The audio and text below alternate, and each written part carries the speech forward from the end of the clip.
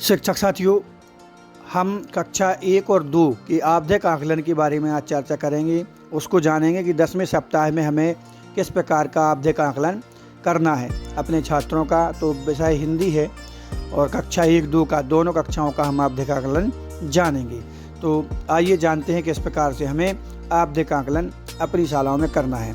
यदि आपने अब तक हमारा चैनल सब्सक्राइब नहीं किया है तो जल्दी से कर लीजिए, क्योंकि ऐसे वीडियो बनाने में बहुत मेहनत लगती है और आपकी सुविधा के लिए ऐसे वीडियो बनाए जाते हैं। तो प्लीज़ सब्सक्राइब। तो सबसे पहले आपको अपने छात्रों का नाम लिखना है। नाम लिखने के बाद उनके माता पिता का नाम लिखना है। उसके बाद हमें किन किन विषयों का और किस किस प्रकार से हमें उनका आवधिक आकलन करना है, इसके बारे में हमें जानना है। तो सबसे पहले मौखिक भाषा विकास। इसमें हमें कहानी या कविता बच्चों से सुनना है। क्या वह सुना पाया या नहीं सुना पाया, या किसी के सहयोग से सुना पाता है, बिल्कुल भी नहीं सुना पाता है। उस प्रकार से हमें इन पर ध्वनि जागरूकता, वर्ण पठन और वर्ण लेखन, और साप्ताहिक 10 दिवस 6 में श्रुत लेखन पर हमें इनका आकलन करना है बच्चों का। तो हम देखेंगे कि हमारी जो शिक्षक संदर्शिका है और जो अंकुर बुक है उसमें हमें किस प्रकार से आकलन करना है, यदि हमने बच्चों का कार्य अंकुर बुक में कराया है। तो अंकुर बुक में हम देखेंगे कि ध्वनि जागरूकता या कहानी, जैसे कोई कहानी है तो इस कहानी को हमने बच्चों से सुना, क्या वो बच्चे कहानी सुना पाए, ये मौखिक कहानी। और उसके बाद ध्वनि जागरूकता। ध्वनि जागरूकता आप देखें, यहाँ पर लिखा है ध्वनि जागरूकता के शब्द, बोलो जल्दी जल्दी। तो ये चीटी चा से बने हुए शब्दों को वह ध्वनि के साथ बोल पा रहा है कि नहीं बोल पा रहा है, इसका आकलन हमें करना है। और अन्य देखेंगे, देखो मौखिक चर्चा। मौखिक चर्चा उनसे इन बिंदुओं पर हम करेंगे। ध्वनि जागरूकता यह लिखा हुआ है, ध्वनि जागरूकता में यह लिखा है चाय, चीनी, चावल, इन शब्दों को हमें उनसे सुनना है। तो इस प्रकार से हम अपनी जो अंकुर बुक है कक्षा 1 और 2 की, उसके माध्यम से मौखिक चर्चा करेंगे। भाषा पर, कहानी पर, कविता पर और ध्वनि जागरूकता पर। यहाँ पर देखेंगे सा से शुरू होने वाले शब्दों को पहचान, या ऋषि से शुरू होने वाली है ध्वनि जागरूकता के अंदर आएगा। ऊर्जा, ऊर्जा, गमला, इलाज, इस प्रकार से ध्वनि जागरूकता पर हम चर्चा करेंगे। अब आगे देखते हैं हमें क्या करना है। उसके बाद हमने अपने बच्चे का नाम लिखा, उसके माता और पिता का नाम लिखा। अब आए हम मौखिक भाषा विकास पर। तो मौखिक भाषा विकास पर उसने कुछ बोला या नहीं बोला, कोशिश किया बोलने की, या सुना पाया या नहीं सुना पाया, इस पे हमें टिक करना। मान लो उसने सुना दी, कहानी उसने सुना दी, तो हमने कहानी सुना पाए पर सही का निशान हमें इस प्रकार से लगा देना है। उसके बाद हमें आगे बढ़ना है। आगे बढ़ना है हमें ध्वनि जागरूकता पर।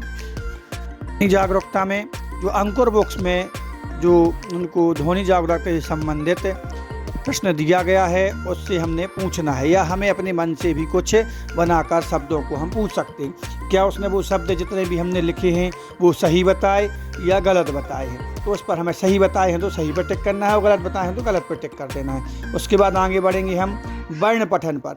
सही पढ़े गए वर्ण, कुल वर्णों की संख्या 13 है, और गलत या नहीं पढ़े गए वर्ण लिखें। तो यहाँ हम वर्ण लिख सकते हैं, या उसने कितने 13 वर्णों में से कितने वर्ण पढ़े हैं। मान के चलो उसने 11 या 10 पढ़े तो हम लिख देंगे, और मान लो 3 नहीं पढ़े तो उन वर्णों को हम लिख देंगे कि उसने 3 वर्ण नहीं पढ़े। जैसे मान लो उसने ठा नहीं पढ़ा, या डा नहीं पढ़ा, या चा नहीं पढ़ा, या जो वर्ण नहीं पढ़ पाया है उसको हम यहाँ पर इस प्रकार से लिख देंगे। उसके बाद वर्ण लेखन। वर्ण लेखन में रहेगा वर्ण सही लिखे गए वर्ण, उसको हमें वर्ण लिखवाना है मौखिक बोल करके, श्रुत लेख के माध्यम से। और उसकी संख्या है 13। उसमें हमने जो 13 शब्द बोले हैं उसमें से उसने 12 शब्द लिखे। तो देखिए हमने 12 लिख दी और एक सही नहीं लिख पाया है, तो उसको लिख देना है 1। और जो शब्द नहीं लिख पाया है, वर्ण नहीं लिख पाया है, उस वर्ण को हमें यहाँ पर लिख देना है। और उसके बाद हम चर्चा करेंगे सप्ताह 10 में दिवस 6 पर। जो उसने नहीं कर पाया है उसको हमें दोबारा सिखाना है, और उनको सिखाने के बाद सप्ताह के अंत में हमें उसका फिर से आवधिक आकलन 10वें सप्ताह में ही करना है। और उनको संख्या 13 है, और वो सीख गया तो पूरी संख्या जो भी उसने सही बताया तो वो लिख दें।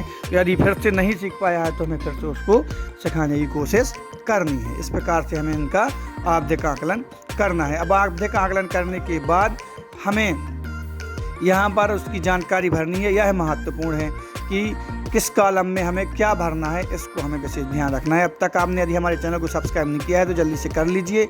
यहाँ पर हम देखेंगे जो बच्चे हमने लिखे हैं वह कितने बच्चों की संख्या है। बच्चों की संख्या के हिसाब से हमें यहाँ पर कुल में कार्य करना है। देखिए हमने यह जानकारी भरी है, मतलब इस कॉलम में बच्चे ने स्वयं से नहीं कर पाया, 2 बच्चों ने नहीं कर पाया तो हमने 2 लिख दिया।